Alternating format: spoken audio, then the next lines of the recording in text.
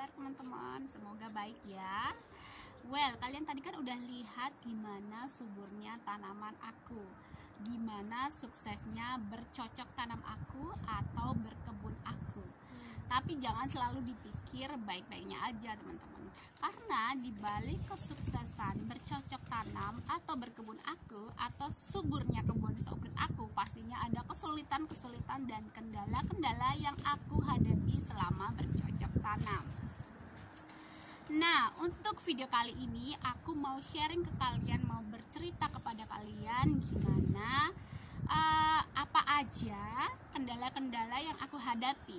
Dan video kali ini aku mau berkolaborasi sama vlogger-vlogger lainnya. Ada Evian Your Channel, ada Wiwin Van Holland, ada juga Emak Indo tinggal di Australia. Seperti biasa, kalau aku mau taruh linknya di description box teman-teman. So kalian harus nonton video-video mereka karena pastinya akan menarik sekali, karena kita itu tinggal di benua yang berbeda. Ada yang di Australia, ada yang di Kolombia, ada di Holland, di Belanda, dan aku tinggal di Inggris. Pastinya kita juga akan punya kendala-kendala sendiri dalam bercocok tanam gitu teman-teman. So jangan kemana-mana, ikutin video saya terus hari ini.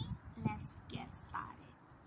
Bisa panen lagi letas ini, jadi aku cuman ambil sebagian, cukup untuk kita hari ini. Banyak banget ini dimasak tumbuk, daun singkong tumbuk kayaknya enak tenan, atau direbus gitu terus cocol sambal terasi juga nggak kalah yummy ya. Nah, kontrol dikit ini buah pirnya tuh udah banyak teman-teman tuh. Angin kenceng tapinya. Udah, aku mau masuk dulu deh. Ya hujan.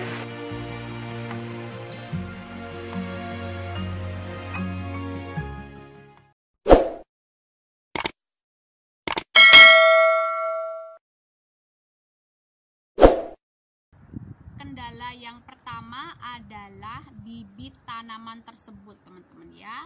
Biasanya kalau kita itu mau menanam sesuatu teman-teman, biasanya kita itu suka bibit tanaman yang sering kita konsumsi atau kita sukai, misalnya seperti bunga atau bumbu atau sayuran atau buah-buahan teman-teman ya.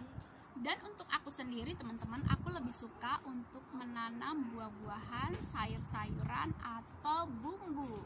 Tapi kendalanya kita itu nggak selalu bisa ngedapatin bibit-bibit tanaman tersebut. Misalnya seperti kangkung teman-teman, aku kepingin banget untuk menanam kangkung atau serai atau lengkuas, tapi aku nggak pernah bisa dapat bibit-bibit tersebut teman-teman ya. Kendala yang kedua adalah iklim atau cuaca. Teman-teman, iklim atau cuaca itu sangat berpengaruh untuk tanaman ya. Contohnya seperti sekarang, Inggris itu seharusnya musim panas dan cuacanya dan suhunya itu di atas 25 derajat. Tapi sekarang atau akhir-akhir ini yang terjadi di Inggris, kalau cuacanya itu hujan terus suhunya itu di bawah 20 derajat, dan itu sangat mempengaruhi untuk tanaman ya. Seharusnya di musim panas seperti ini tanaman-tanaman udah mulai berbunga atau makan berbuah atau ada yang panen, tapi climate change atau suhu yang nggak menentu itu bikin tanaman-tanaman tersebut itu jadi terlambat untuk berbuah atau berbunganya teman-teman ya. Contohnya seperti ini, aku punya pohon paprika teman-teman ya. Aku lihat teman aku yang tinggal di Belgia itu paprikanya udah berbuah teman-teman ya. Mungkin udah panen sekarang karena suhu di Inggris itu yang berubah-ubah, nggak menentu gitu teman-teman.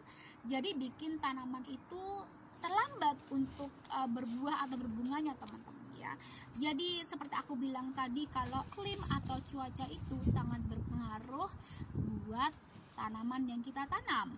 Teman-teman, kalau kalian mau menanam sesuatu, kalian itu harus melihat apakah tanaman tersebut itu cocok untuk iklim di daerah tempat kalian tinggal. Misalnya seperti strawberry. Strawberry itu kalau nggak salah cocok untuk daerah yang sedikit dingin seperti di UK ini. Dan banyak sekali yang tanya ya, apa yang saya perawatan apa yang saya lakukan untuk tanaman strawberry yang aku punya itu. Nah, mungkin karena strawberry itu cocok untuk suhu atau iklim yang sedikit dingin seperti di UK ini, jadi walaupun aku nggak melakukan treatment yang spesial untuk tanaman strawberry aku, jadi pohon strawberry aku itu tetap tumbuh dan buahnya banyak gitu. Nah, makanya kalian juga harus benar-benar lihat bibit tanaman yang kalian mau tanam itu cocok enggak buat daerah tempat kalian tinggal gitu. Karena mungkin kalau kalian mau menanam strawberry itu mungkin nggak semua area di Indonesia itu cocok untuk strawberry ya. Terus kendala berikutnya, kita itu tidak bisa menanam bibit tanaman setiap waktu atau kapan aja. Teman-teman, di Inggris itu ada 4 musim ya. Musim panas, musim gugur, musim dingin, sama musim semi. Dan biasanya kalau kita mau mulai bercocok tanam itu sekitaran bulan Maret teman-teman ya, Maret Mei gitu. Misalnya kita mau menanam kacang polong teman-teman ya, bisa aja sih kalian itu menanam bibit kacang polong di bulan Juli atau Agustus gitu, bisa aja.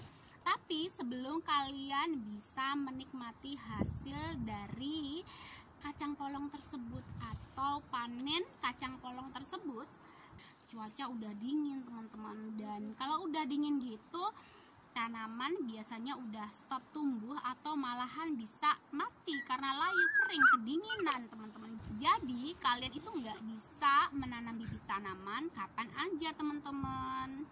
Kendala selanjutnya adalah hama teman-teman. Untuk hama pasti selalu ada ya di setiap kebun atau di setiap kita bercocok tanam atau berkebun teman-teman.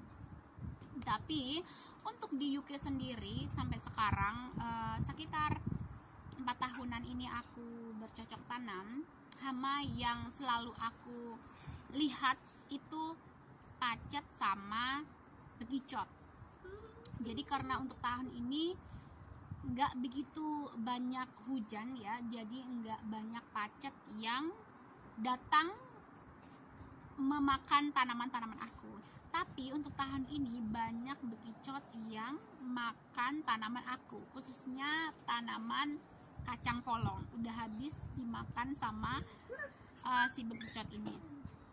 Untuk tahun-tahun sebelumnya aku selalu puyeng sama si pacet karena Inggris itu banyak sekali hujan, jadi banyak sekali pacet-pacet yang datang makan tanaman-tanaman aku. Aku udah melakukan berbagai cara ya, seperti kulit telur yang aku pecah-pecah, yang aku remuk-remuk itu aku sebar di daerah tanaman aku, tapi tetap aja mereka selalu datang. Terus kolam bir, jadi aku bikinnya dari botol air ya, aku potong bagian dasarnya, terus aku tanam, terus aku kasih bir gitu. Banyak pacet yang datang dan mati ya, nyemplung di birnya itu.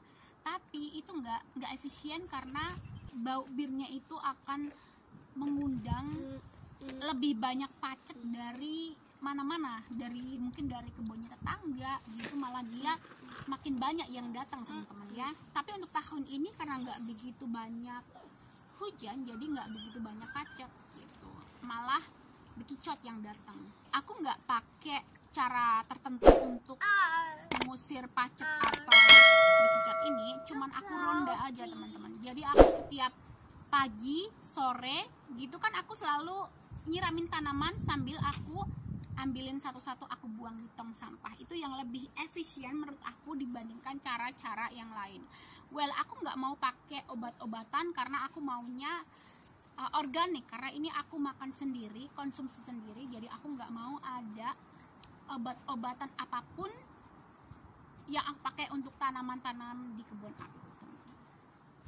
Kendala selanjutnya adalah lahan yang terbatas.